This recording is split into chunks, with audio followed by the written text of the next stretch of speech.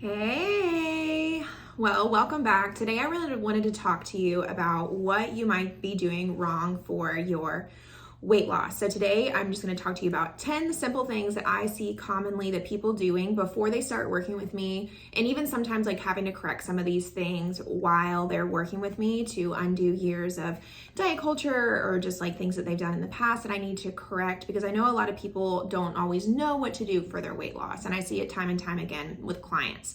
So I'm just going to kind of give you the quick and dirty top 10 things that you might be doing wrong for your weight loss that you can correct in 2022. So let's just get into it. Number one, you are skipping the basics. So stop skipping the basics. I saw on TikTok, I'm always on TikTok, that they're starting to compare skincare to dieting or like the weight loss industry, and I totally agree. I've like thought about this before because I feel like there are a lot of similarities between just sticking to the basics. I know personally, I like at the beginning of quarantine, that was my hobby. You know, everybody else got into like bread making and stuff. I'm like, yeah, I know that's going to lead down a bad path of overeating, so let me try to do something that's not foodie related. So I got like super into skincare and super into like trying to not have any blackheads, and I ended up really messing up my skin and to the point where I really feel like, I don't know if I like changed the pH of my face or whatever, but I used to have really oily skin, and I used all these like fancy products. I bought this like $200 like face scrubber. I got into like the lymphatic drainage, all this stuff.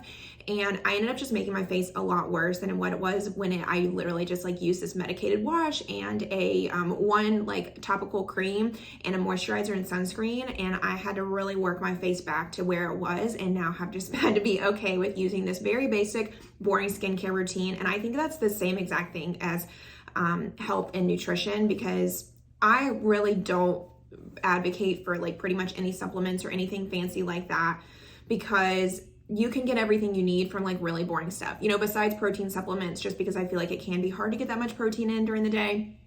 And like a multivitamin is really all you need as far as like fancy stuff, and it makes the rest of the stuff boring. You know, the produce section of the grocery store like isn't the most fun, and sometimes we forget because honestly they aren't marketed all that much. You know, you don't have them as much money behind like farmers and like the almond board and the apple board or whatever to be marketing these things on social media to make it look fun and sexy, but they really just get the job done. You know, I've talked time and time again on multiple different episodes about how important the basics are, especially my last solo episode where I basically just talk about how I get clients to lose weight.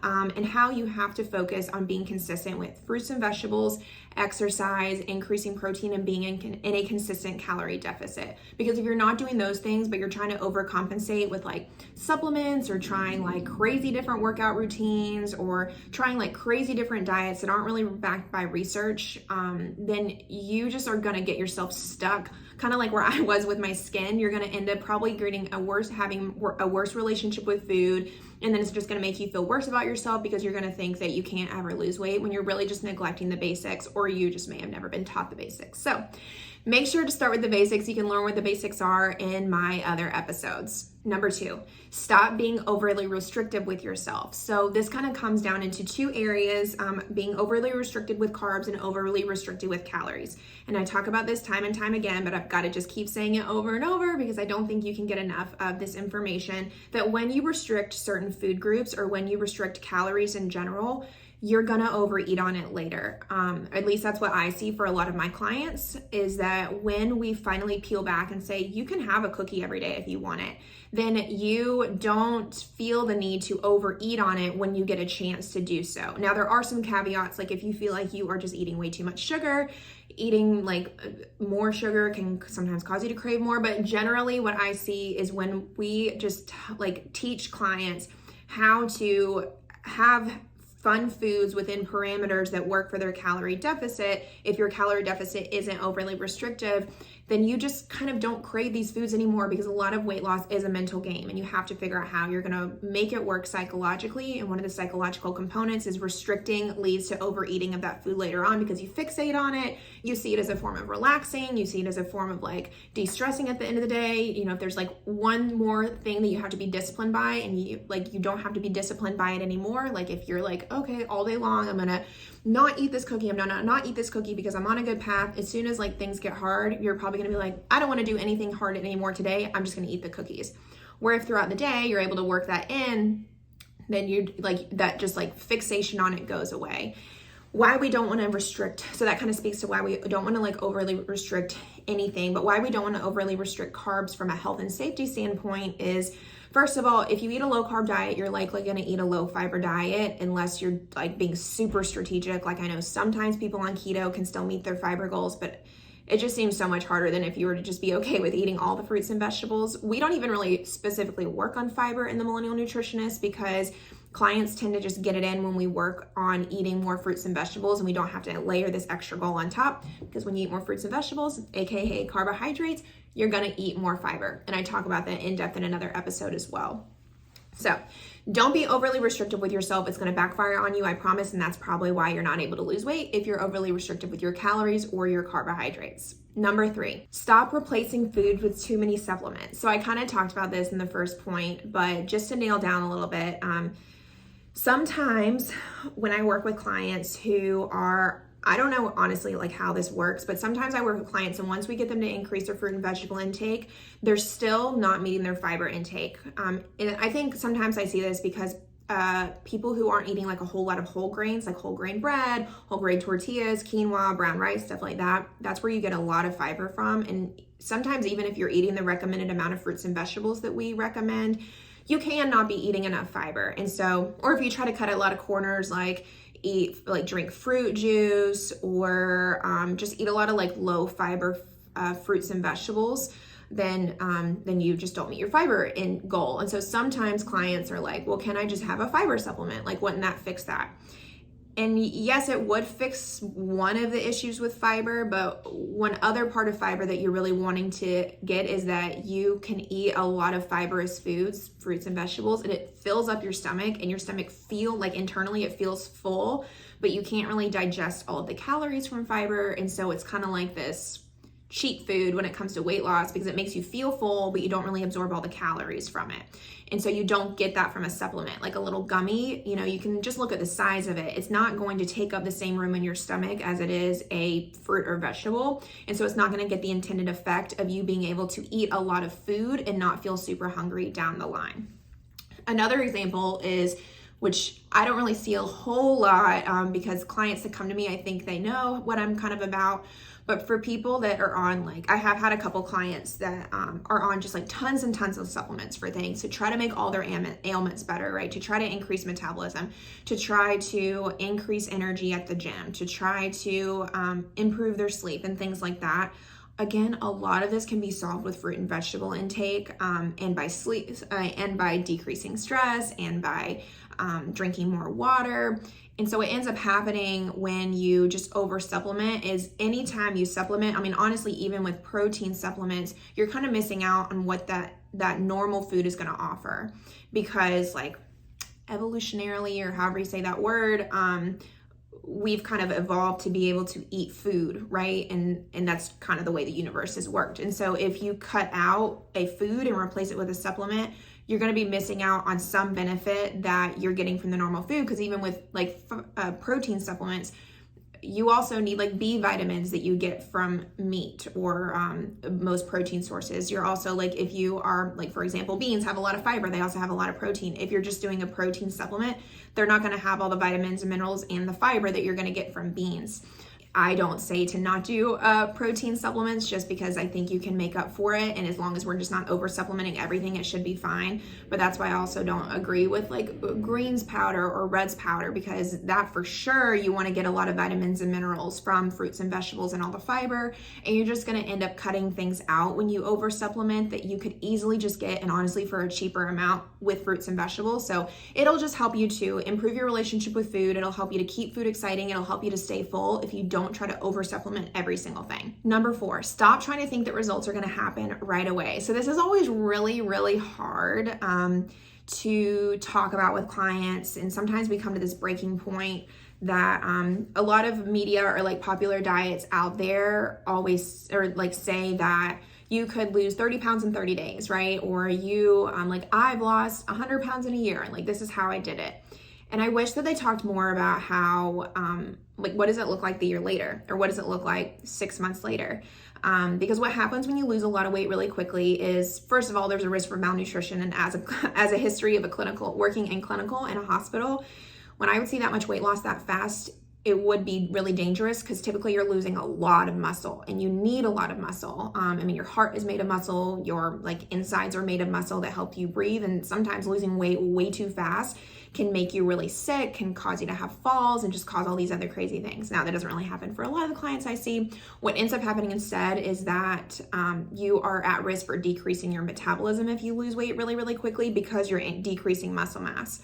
Whenever you lose weight, you're going to overall decrease your muscle mass as well. In the Millennial Nutritionist Program, we work on trying to mitigate that with some things.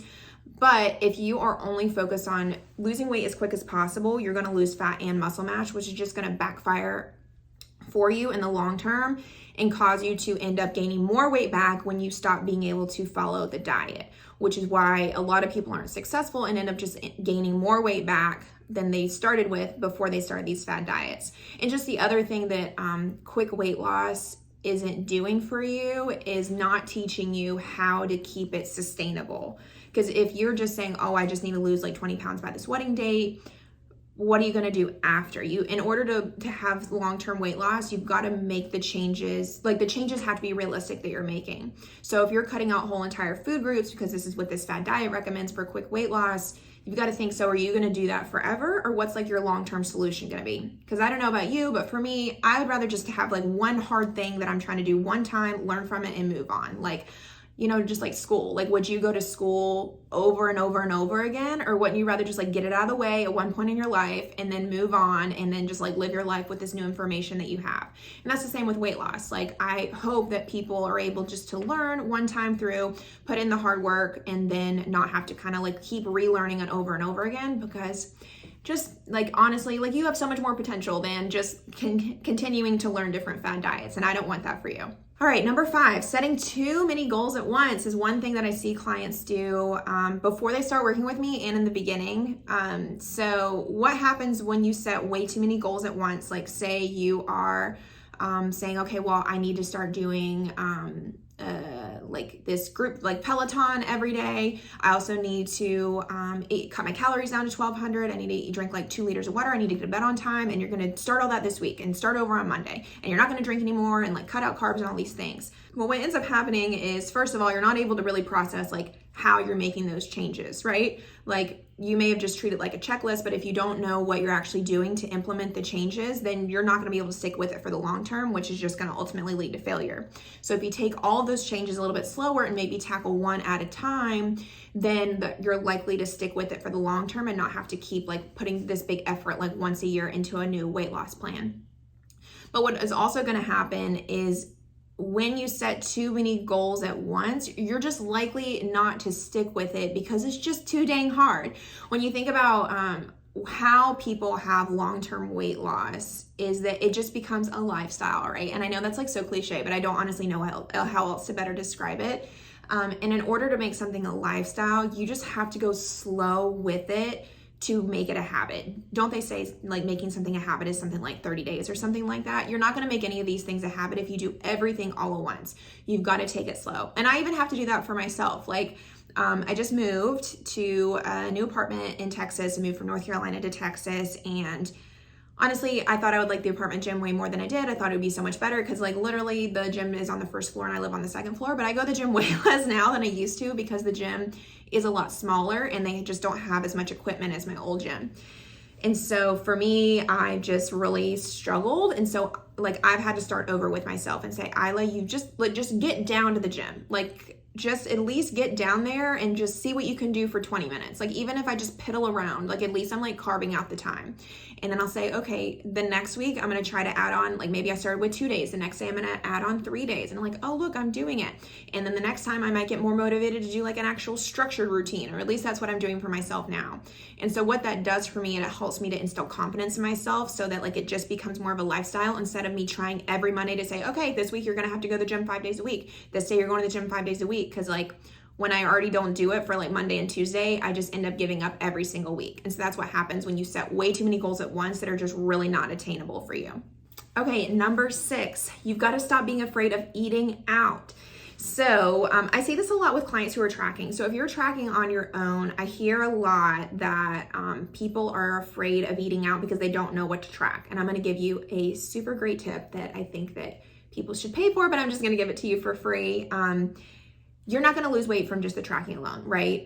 You're going to be able to lose weight from the changes that you're realizing that you're making from the tracking, and the tracking is just a tool. And so what that means for eating out is that hopefully through tracking, you're learning where your day is kind of going wrong and able to make changes for there. So actually eating out is a great time to execute on those changes you're making. And I tell clients, I'm like, okay, like eating out is actually something you should use as like a practice to see like, you know, how can you translate some of the things you've learned from tracking now into the real world when you don't know the calories. So for example, what that looks like is, say you are learning through tracking that in order to make a meal that's low calorie, you need to put together 2 servings of produce and a serving of protein, aka my plate, that I hope everybody learns from tracking.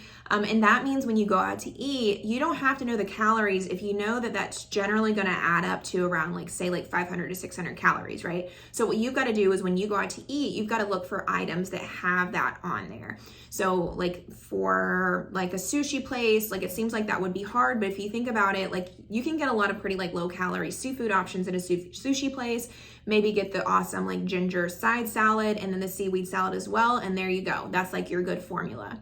So what happens when you're too afraid of eating out on when you're like calorie tracking or losing weight in general is, again, it just doesn't help with sustainability, because are you really not going to eat out the whole rest of your life?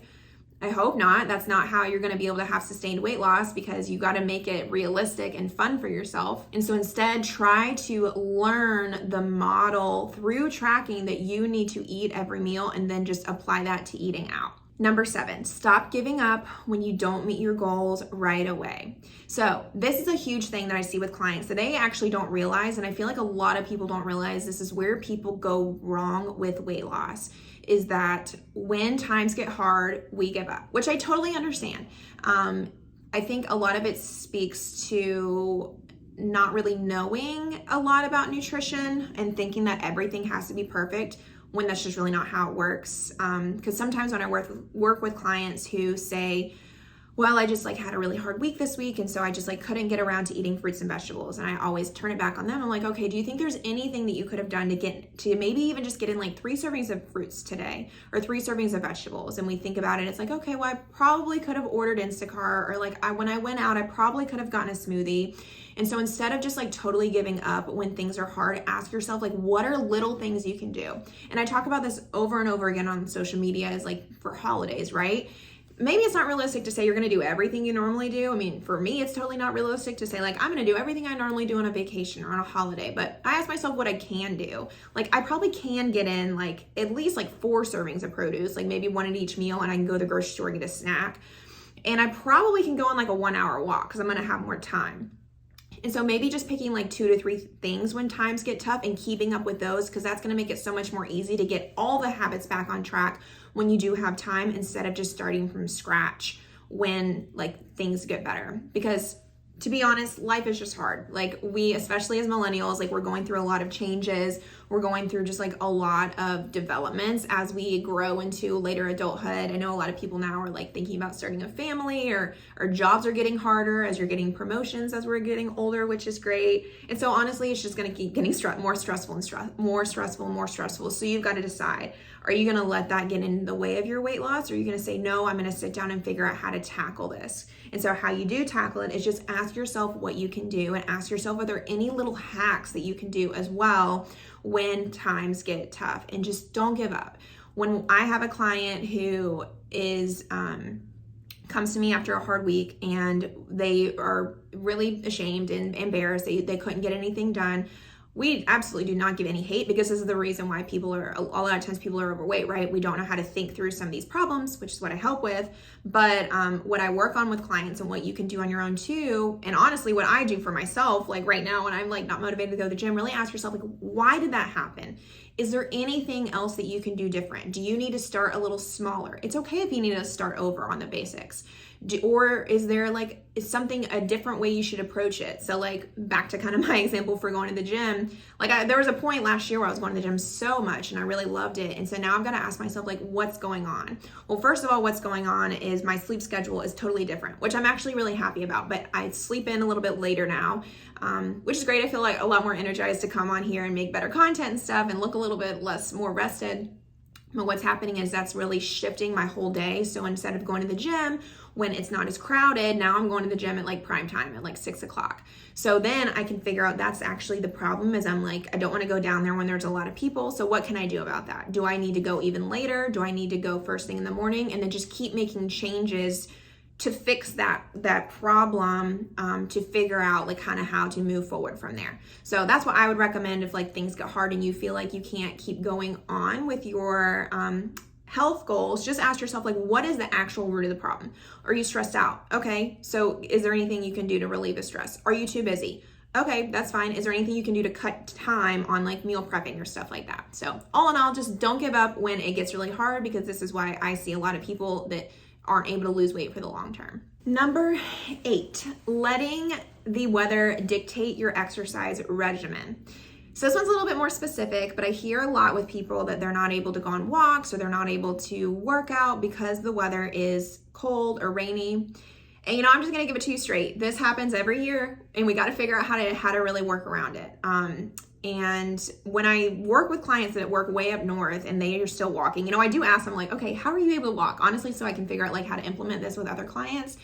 And a lot of times they say, you just got to suit up. Like, it is colder, but just wear appropriate gear and you can walk, and that's it. And that's exactly what we need to do. Because I see this dip in the winter, right? And you might notice it in yourself, to where people are less inclined to work out and do things when it's colder out or it's raining out, which does suck. But we've either got to say, okay, then I'm gonna go to the gym and walk on the treadmill, or go walk around an indoor track, or walk around in the mall, or you're just gonna wear the appropriate clothes as long as it's not super, super crazy outside, and just go on a walk.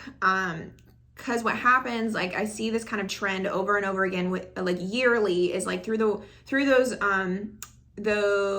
holiday months, right? The fall through December, a lot of people end up gaining weight because we're eating a lot more heavy sugary food because of all these celebrations.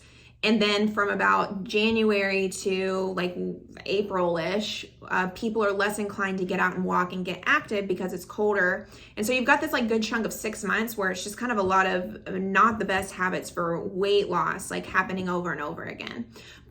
You can tackle the exercise part. It happens every year. So just kind of suit up and figure out what you need to do, whether it's you go to the gym or you wear some more clothes to get outside and keep that activity going, because it'll just make it so much easier for you to continue to lose weight throughout the whole entire year. Number 9, stop giving up on yourself just because you've had to order fast food. So I hear this a lot with clients too on hard weeks, where they say, I just couldn't continue to lose weight this week, or I couldn't keep up with all of my goals of eating more fruits and vegetables and protein because times got really hard and I had to order convenience items. I just ended up having to eat fast food. Fast food has really come a long way with what they offer on the menu, thankfully. A lot of places will have some sort of fruit or vegetable option. A lot of places will at least have maybe a grilled chicken option, or bare minimum, if they even just only have burger and fries, because I think recently McDonald's they don't have any healthy options anymore.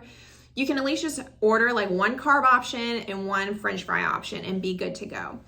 It takes a little bit of rewiring your brain to think okay, I'm not just ordering convenience food just for the taste, or there are some options on there. I've just got to think, what is my go-to when I get some of these convenient options?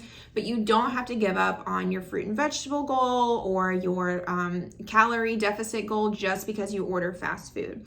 And so I always turn it back on clients and I say, okay, do you think you could have done anything else on that day? And a lot of times they'll say, I think I could have probably looked at the menu ahead of time, or even just known I could have gotten a salad there, or even go to the grocery store or go to a healthier, a fast food place that has a salad, like Chick-fil-A, or even Wendy's has good chili with a baked potato, is going to be a little bit better for macros and calories. So there definitely are options out there for fast food, for lower calorie fast food places. Like I was saying, even if it's just the burger and fries, maybe just do without the bun, have the patty and the fries.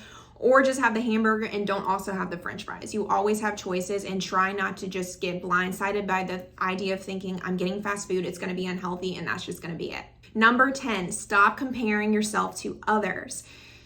So I see this a lot too with clients, that they feel like a failure because their friend is able to eat whatever they want and lose and not gain weight, or that they even see that I post about clients that are able to lose more weight than themselves, or that they don't look the same as somebody else.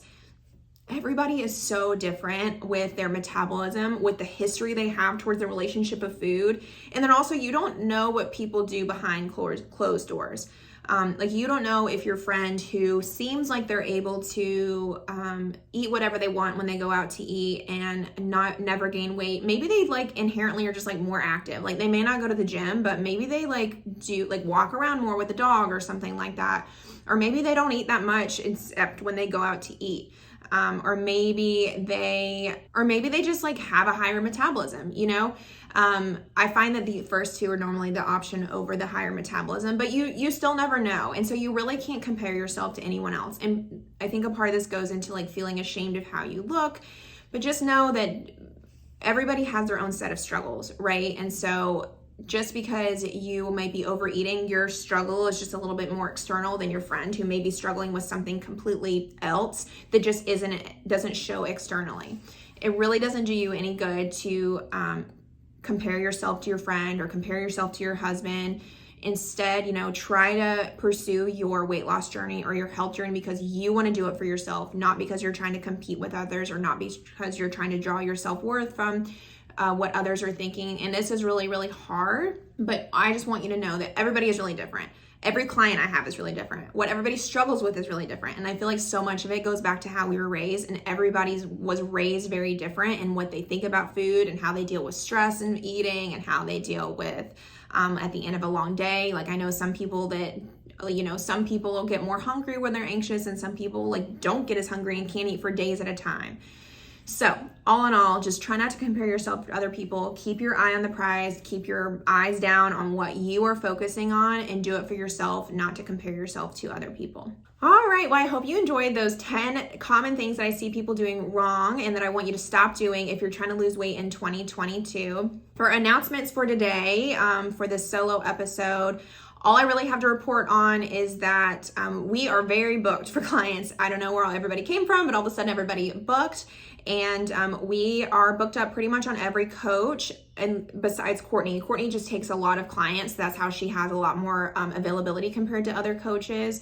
Courtney is great. I handpicked every coach on the team. And so she really, really emulates all the coaches really do, but emulates what I want clients to get out of the Millennial Nutritionist program. So if you're interested in working with us for our one-to-one program, consider working with Courtney. She is awesome. I want to have her on the podcast soon. But that's really it.